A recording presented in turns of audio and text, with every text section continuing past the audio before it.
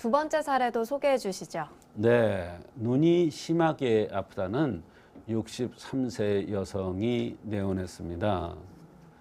본인은 어머니께서 중풍으로 고생하는 것을 보면서 살아왔기 때문에 본인도 풍에 대한 이러한 어떠한 생각들이 자꾸 떠나질 않아서 본인이 풍에 걸리지 않을까 이런 생각을 항상 하고 고민을 하고 있었습니다.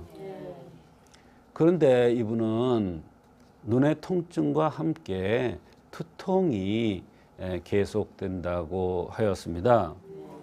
이러한 증상은 한의학에서 볼 때 풍담에 의한 것으로 봅니다. 그때 바로 풍담을 없애주기 위해서 천마바나탕이라는 약을 쓰면 눈의 통증과 두통이 함께 치료되는 것을 알 수가 있는데요. 이것은 풍담에서 오는 것이기 때문에 풍을 항상 조심을 해야 됩니다. 그래서 천마바나탕이라는 이 약을 써서 풍담을 없애주면 중풍도 예방할 수가 있는 것입니다. 풍담이라는 단어가 좀 어려운데요. 정확히 어떤 증상인가요, 박사님? 네, 담음이라는 병 중에서 풍과 연관돼서 담음이 쌓이는 이러한 병들을 풍담이라고 하는데, 이 풍담은 역시 바람풍자가 들어가기 때문에 중풍과 연관되어 있습니다만, 이것은 특징적으로 눈과 두통이 동시 아픈 것이 특징입니다. 눈이 빠질 듯 아프거나 그러면서 깨질 듯한 두통이 동반되는 게 특징이다, 이런 얘기예요. 보통 눈이 아프거나 두통이 있을 때 이것이 연관되어 있다고 생각하는 사람들은 그렇게 많지 않을 것입니다.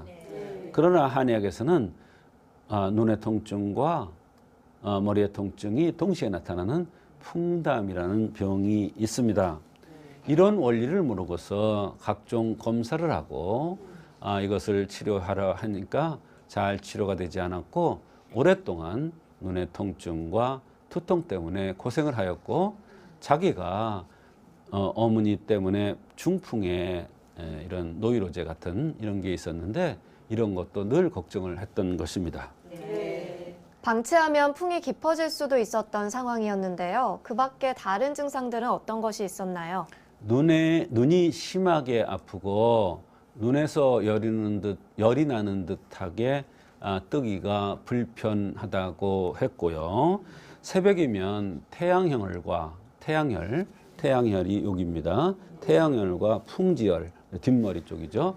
여기가 이상하게 아팠고, 머리가 아프면서 가끔 앉아있다 일어나면 어지러운 증상이 있었다고 했습니다. 특히 어지러운 증상이 있었기 때문에 이분이 풍을 의심하고 어디서 들었는지 중풍이 되려는 이러한 조짐이다, 이렇게 얘기를 듣고 고민을 많이 했던 것입니다. 이분은 삶을 보면 기구한데 34살 때 사별을 했습니다, 남편을. 그리고 그 이후에 유방을 암이 걸려서 수술을 했습니다. 대개 유방의 암은 스트레스가 과다해서 생기는 경우가 많은데 이것과 연관이 있지 않는가, 이런 생각이 듭니다. 그러면서 잠도 잘 안 오고 항상 피곤을 많이 느끼는 이런 여러 가지 증상들이 있었습니다. 어떻게 치료를 해주셨고 또 치료 결과는 어땠는지도 궁금합니다.